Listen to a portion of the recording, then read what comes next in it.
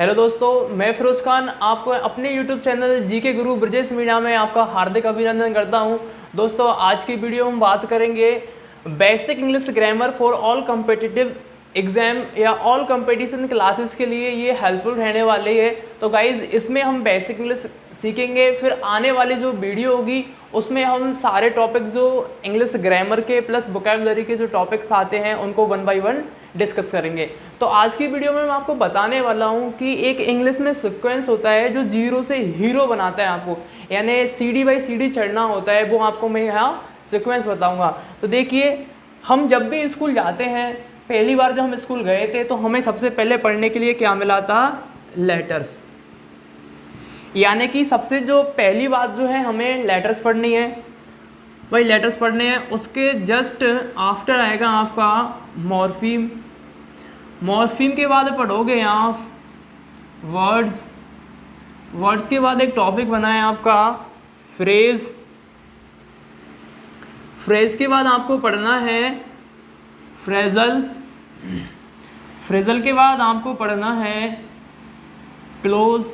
Close के बाद आपको पढ़ना है सेंटेंस।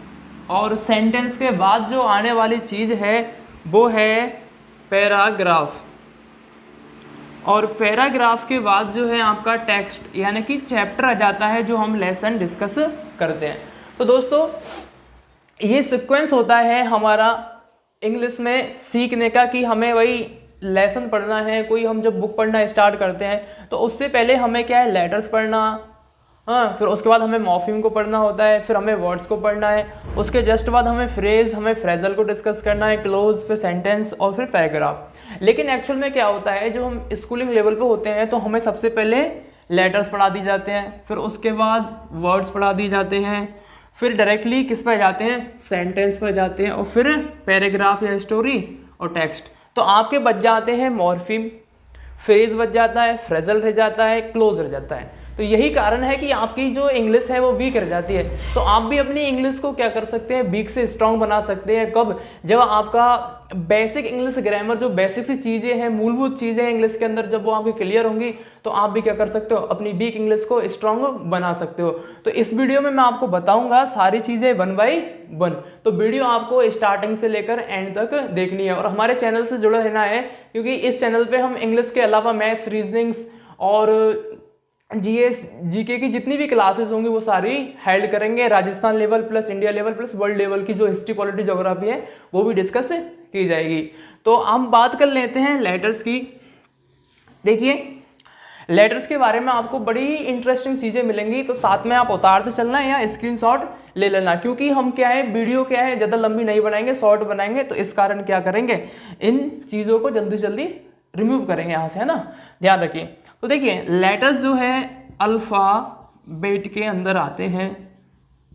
अल्फ़ाबेट के अंदर हमारे क्या आते हैं? लेटर्स आते हैं। अल्फ़ाबेट का मतलब हिंदी में होता है वर्णमाला। क्या होता है दोस्तों? वर्णमाला। डरना छोड़ दीजिए, क्योंकि जब तक डरोगे तब तक सीखोगे नहीं।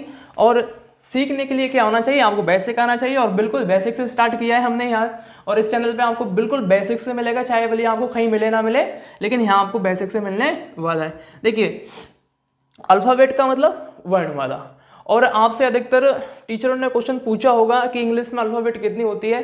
तो मोस्ट ऑफली क्वेश्चन आता है, आंसर आता है 26, कि इंग्लिश में अल्फ़ाबेट 26 होती है। और भाई ये आंसर क्या हो जाता है? गलत हो जाता है, क्योंकि अल्फ़ाबेट यानी वर्णमाला, और किसी भी भाषा की वर्णमाला जो है हमेशा कैसी होगी? सिंगल होगी, वन होगी। अल्फ़ाबेट इंग्लिश में कितनी होती है? एक होती है। लेटर्स होते हैं गाइस, लेटर्स होते हैं आपके 26।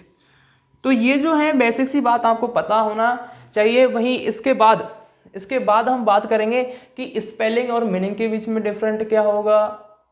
वहीं आपको एक बेसिक स्ट्रक्चर बताऊंगा मैं, सेंटेंस की क्या स्ट्रक्चर होगी, वो स्पोका और स्पोका। इन चीज़ों को सीख लीजिए आप। बेसिक के अंदर स्पोका यहाँ एज सब्जेक्ट है, ये वर्ब है, ओ ऑब्जेक्ट है, सी कंप्लीमेंट है, एडवर्ब है, प्लस ये सारी जो बेसिक चीज़ें हैं, इनको सीखने के बाद थोड़ा थोड़ा आप कंपटीशन लेवल पे आ जाओगे। तो दोस्तों आगे देखिए, अल्फ़ाबेट को डिस्कस कर रहे थे हम। अल्फ़ाबेट के अंदर लेटर्स आते हैं, और लेटर कितने होते हैं? 26। और आपकी अल्फ़ाबेट कितनी होगी? 1 होगी। तो देखिए लेटर जो है 26 उनको 2 भागों में बांटा गया है। एक है आपका वावल्स, दूसरा है कॉन्सोनेंट्स। वावल्स आपके कितने होते हैं 5, ये कितने होंगे कॉन्सोनेंट 21। यानी कि जो लेटर्स होते हैं 26 A to Z, ए से लेकर के जेड तक जो आपके अक्षर होते हैं उनको 2 भागों में बांटा गया है। किसके आधार पर बांटा गया है? बोलने के आधार पर, यानी कि स्वर और व्यंजन। ये जो 5 होते हैं आपने खूब सुना होगा, ए ई आई और यू, ये जो है ए ई आई ओ यू, ये 5 जो है वावल्स हैं और इनके अलावा जो बचे हैं वो कॉन्सोनेंट्स हैं। और वावल किसे कहते हैं, कॉन्सोनेंट्स किसे कहते हैं, इनकी डेफिनेशन भी दी हुई है कि ऐसे अक्षर जिनको हम उच्चारित करें और उच्चारित करते वक्त या बोलते समय कोई रुकावट दिक्कत ना आए, वो क्या होंगे? आपके वावल्स यानी स्वर होंगे। और ऐसे अक्षर जिनको बोलते समय कोई रुकावट या दिक्कत आए वो व्यंजन होंगे। जैसे आप बोलोगे ए, आसानी से बोल दोगे।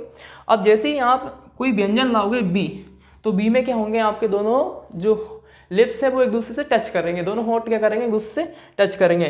तो हमें क्या करना है भाई? याद रखना है वावल्स आसानी से बोले जा सकते हैं।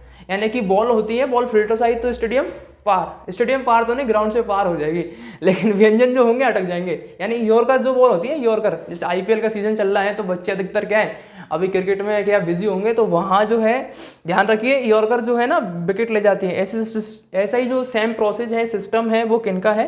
कॉन्सोनेंट्स का है। यानी कॉन्सोनेंट जो है आसानी से बोले नहीं जाएंगे। तो गाइज ये तो बात कर ली हम इनको बोलने के आधार पर कि ये कितने प्रकार के हैं, 2 प्रकार के, वावल्स और कॉन्सोनेंट्स। वहीं लिखने के आधार पर इनको 2 भागों में बांटा गया है, कैपिटल और स्मॉल। तो वो आपको छोटी जो स्कूलों की बुक्स मिलती है इंग्लिश की, वहाँ से सीख लेना है। आगे बात करेंगे हम लेटर्स के बाद मॉर्फीम की। मॉर्फीम क्या है ये आपको सीखना है, क्योंकि वेरी इंपॉर्टेंट टॉपिक है इंग्लिश के अंदर मॉर्फीम। क्योंकि आपके इंग्लिश में बताते हैं लोग कि लगभग 12 लाख शब्द हैं। इंग्लिश में कितने शब्द हैं? 12 लाख शब्द। और जो 12 लाख शब्द हैं वो किससे बने हैं? मॉर्फीम से। मॉर्फीम क्या होता है समझना है आपको। जैसे मैंने लिखा था आपको ए बी सी और डी, और ऐसे ही चले हम जेड तक, ये तो हमारे अक्षर हो गए। अब अक्षरों से मिलकर के क्या बनता है? शब्द बनता है। जैसे हम डिस्कस कर रहे हैं अक्षर, फिर उसके बाद हम शब्द के बाद शब्द समूह, उपवाक्य, वाक्य समूह। तो ये वाली जो बात है वही आपको याद रखनी है कि शब्दों से मिलकर शब्द समूह बन रहा है ना, और उपवाक्यों से मिलकर के वाक्य बन रहा है, और वाक्यों से मिलकर वाक्य समूह बन रहा है। तो ऐसी चीज कुछ होगी कि जो वर्ड्स हैं या तो मॉर्फीम से मिलकर बना है या लेटर से मिलकर बना है। तो हमें यही सीखना है मॉर्फीम होती क्या चीज है। देखिए